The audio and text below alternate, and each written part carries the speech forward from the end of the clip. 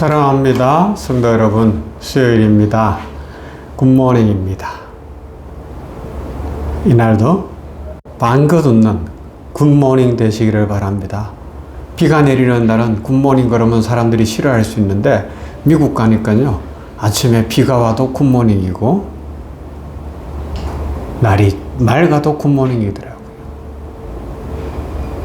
이게 축복입니다. 좋은 아침이에요. 좋은 날이 될 거예요. 비가 내려도 오늘이 복된 날이 될 거예요. 좋잖아요. 그죠?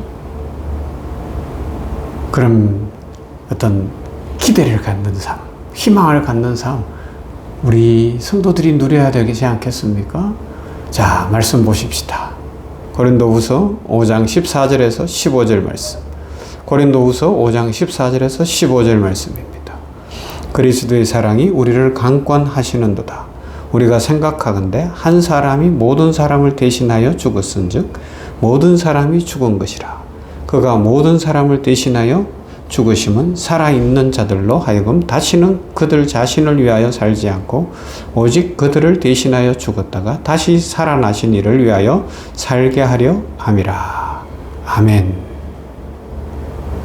여러분, 우리는 삶을 살아갈 때 내 삶을 움직이게 하는 가장 큰 동력이 무엇입니까?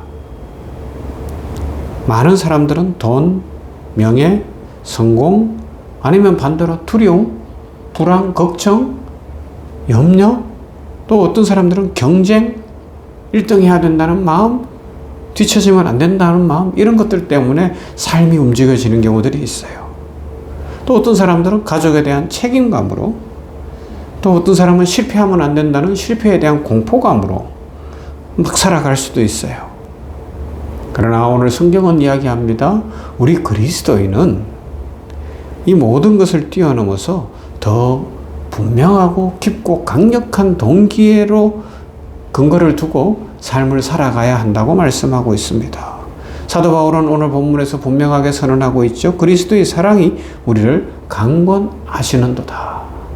사도 바울의 삶의 근거가 뭐냐? 예수 그리스도의 사랑이라는 말씀입니다. 야, 멋있잖아요. 이 땅에서도 진정으로 사랑하면 그 사랑을 위해서 자기의 생명도 아까워하지 않는 것이 인간의 어떤 본성인데, 사도 바울은 자기 같은 죄인 중에 괴수인 자신을 사랑하신 예수 그리스도를 만났어요. 그 사랑에 감동을 입었고 그 사랑에 변화를 받았습니다. 그러고 나니까 그의 고백이 뭐예요? 나는 그리스도 예수의 사랑, 그 사랑으로 산다. 그리스도의 사랑이 나를 강권해서 그 사랑이 내 인생을 끌고 간다. 그 사랑이 내 인생을 이끌어 간다. 할렐루야, 할렐루야. 이런 고백을 하고 있는 것입니다. 바울이 이 말을 할 때 단지 따뜻하고 감정적인 사랑 이야기를 하는 것이 아닙니다. 그리스도의 사랑이 자신을 강권한다는 말은 억누른다, 붙잡는다, 휘어잡는다, 조여온다, 이런 의미를 가지고 있어요.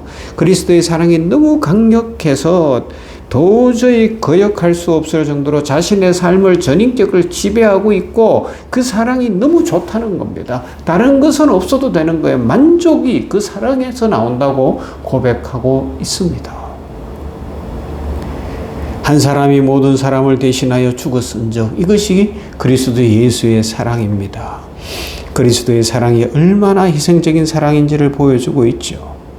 예수님은 모든 사람, 즉 죄인된 인류 전체를 대신하여 죽으셨어요. 우리가 하나님과 죄로 인하여 원수 되었을 때에, 경건치 않을 때, 아직 죄인 되었을 때에 우리를 대신하여 죽으신 사랑, 그것이 그리스도의 사랑이라고 로마서 5장 6절에서 8절은 말씀하고 있습니다. 6.25 때 전해지는 이야기 잘 알고 있죠.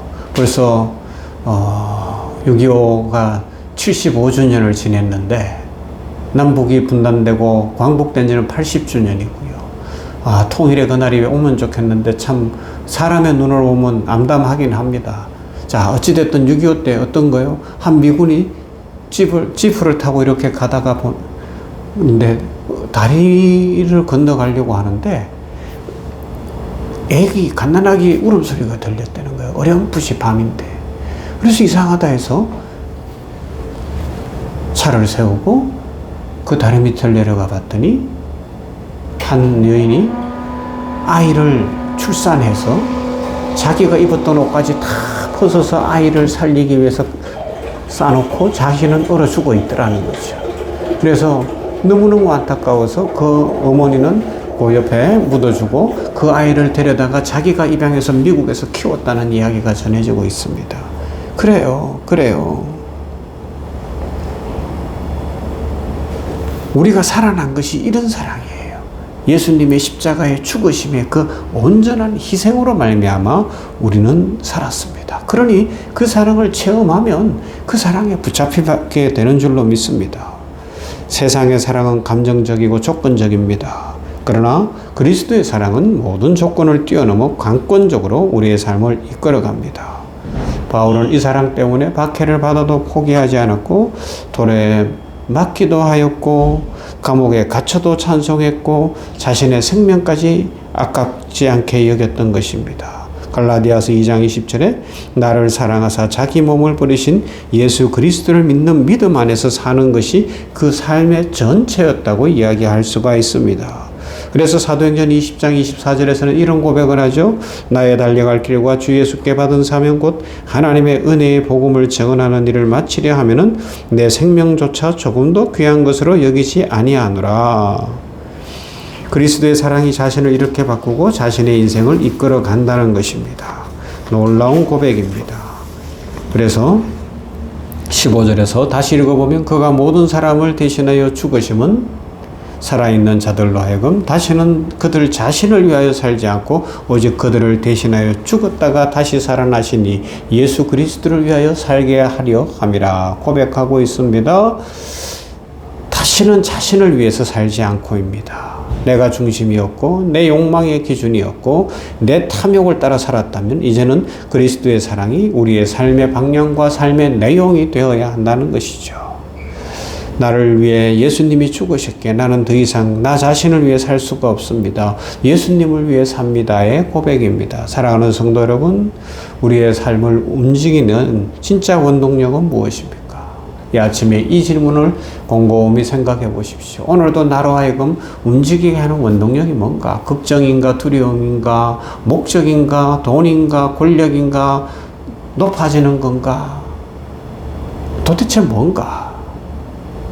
그리고 그리스도의 사랑이 나를 움직입니다. 그 고백을 할 수 있다면 천국을 살 거예요. 놀라운 일들이 일어날 겁니다. 우리의 삶의 내용이 달라질 것이고요. 가치관이 달라질 것이고요. 목표가 달라질 줄로 믿습니다. 이런 고백을 하십시다. 주님, 이 아침에 주님 앞에 내 삶을 내려놓습니다.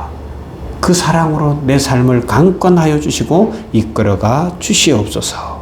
이 고백이 있는 모두에게 하나님의 축복이 함께 하시기를 주님의 이름으로 축원합니다. 사랑과 은혜가 풍성하신 아버지 감사합니다. 이 아침 수요일에 냉천골 아침 말씀 묵상을 통하여서 예수 그리스도 안에 있는 이 사랑의 크기와 사랑의 목적과 사랑의 의미를 새겼습니다. 사도 바울은 그리스도의 사랑이 자신을 강권한다고 자신의 인생을 이끌어간다고 고백하는데 우리들도 그 고백이 우리의 고백이 되게 하여 주시어서 오늘 내가 사는 이유가 예수 그리스도가 되게 하시고 하나님의 말씀에서 근거를 찾게 하시고 말씀 붙들고 살게 하시며 성령 충만케 하시고 하나님 아버지의 축복과 능력 속에 살게 하여 주시옵소서. 세상 사람들은 주님을 모르기에 돈이 목적이고 권력이 목적이고 또 힘이 목적이고 어떤 이들은 불안과 염려와 질병과 고통 가운데 그것을 해결하려고 살아가고 있고 또 여러 가지로 힘든 인생을 살지만 우리는 그리스도의 사랑을 체험했으니 그 사랑이 삶의 목적이 되어 기쁨과 감사와 축복이 넘치는 인생 살게 하여 주시옵소서. 수요일입니다. 오늘도 수요 치유 집회에도 기름 부어주시고 반주하는 선생님들에게 복을 내려주시옵시며 찬양팀을 굳세게 하시고 찬양팀이 더욱 하나님을 아름답게 찬양할 수 있도록 많은 사람들로 함께하게 하여 주시옵시며 우리 성도들, 환자들, 환자 보호자들, 직원들이 함께 모여 하나님을 예배하며 치유를 경험케 하여 주시옵소서. 영혼도 치유되고 육체도 치유되어지고 삶이 열리는 축복 주실 하나님을 찬송합니다. 감사합니다. 하나님, 예수님 이름으로 기도하옵나이다. 아멘. 찬송합시다. 314장 내 구주 예수를 더욱 사랑.